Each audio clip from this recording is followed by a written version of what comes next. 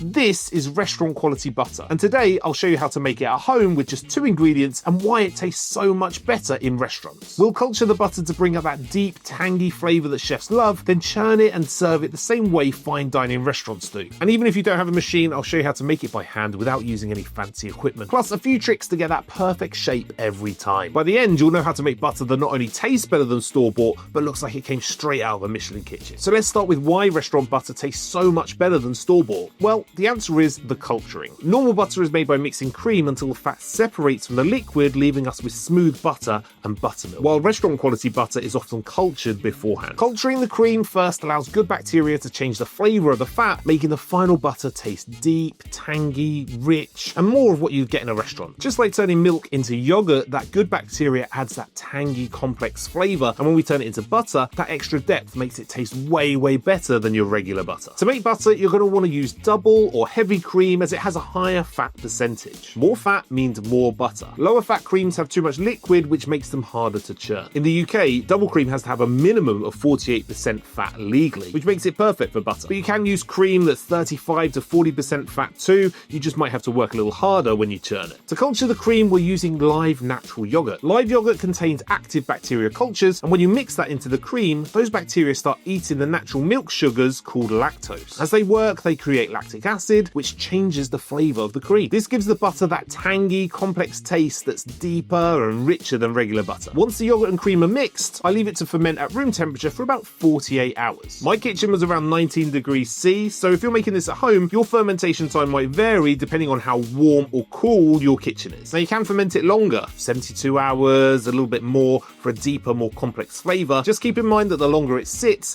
the greater the risk of the creams spoiling. But use this as an opportunity to experiment and find the depth of flavour that you like best. It's been 48 hours and the cream has now thickened up to a sort of sour cream-like consistency. That's because the lactic acid during the fermentation naturally thickens the cream as well as giving it that tangy flavour. Now it's time to churn. I'm using a standing mixer with a paddle attachment and not the whisk. The whisk traps all the butter in the centre and it's a real faff to remove, whereas the paddle does the job brilliantly. Now here's the quick science. As we churn, the agitation forces the fat molecules to clump together, separating the butter fat from the liquid, which is the buttermilk. As the cream churns, you'll see it start to look curdled, grainy, and honestly, a bit unpleasant. But trust me, keep going. After a few more minutes, you'll see and even hear the magic happen. The butter fat begins to clump together while the buttermilk splits away. Suddenly, it looks completely different, and you'll know it's working when you hear that buttermilk splashing and sloshing around in the bowl. Once the butter forms, I strain it through a fine sieve to drain off the buttermilk. Don't throw that away, you can use it in pancakes, bread, or even brining. But more importantly, you'll be able to put everyone's minds at ease when they ask you didn't throw that buttermilk away, did you? Don't forget, if you want the full step-by-step method all written out for you, you can find it over on my Patreon along with all my other recipes. It's a great way to support the channel and get every recipe all in one place. Now we need to wash the butter, and this step is crucial. If we don't wash it, the leftover buttermilk will eventually sour, which not only shortens the shelf life of our butter, but also ruins the flavour. Washing keeps the butter clean,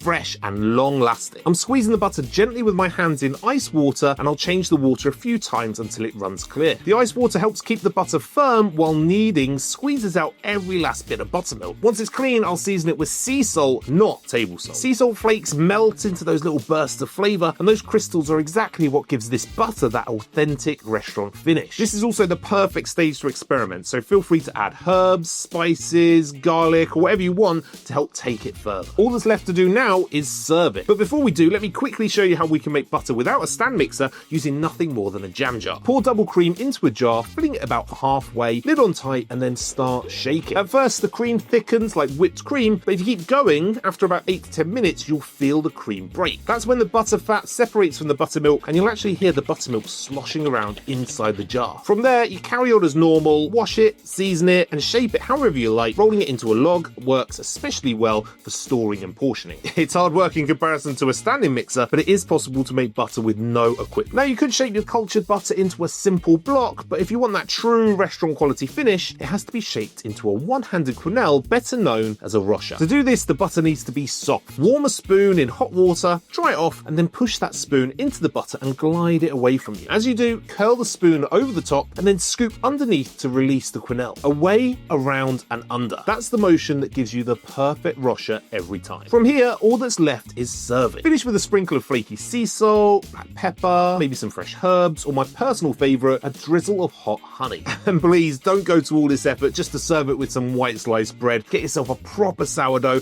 cut some thick slices, and be really generous with that butter. And that's it. Cultured, churned, washed, and shaped into a rosher. This is why butter tastes so much better in restaurants, and now you can make it at home too. If you give this a try, let me know how it goes. And if you'd like the full step-by-step method all written out, go and find it over on my Patreon with all my other recipes. It's a great way to support the channel and find all the recipes in one place. And if you want more cooking secrets like this one, check out this video next.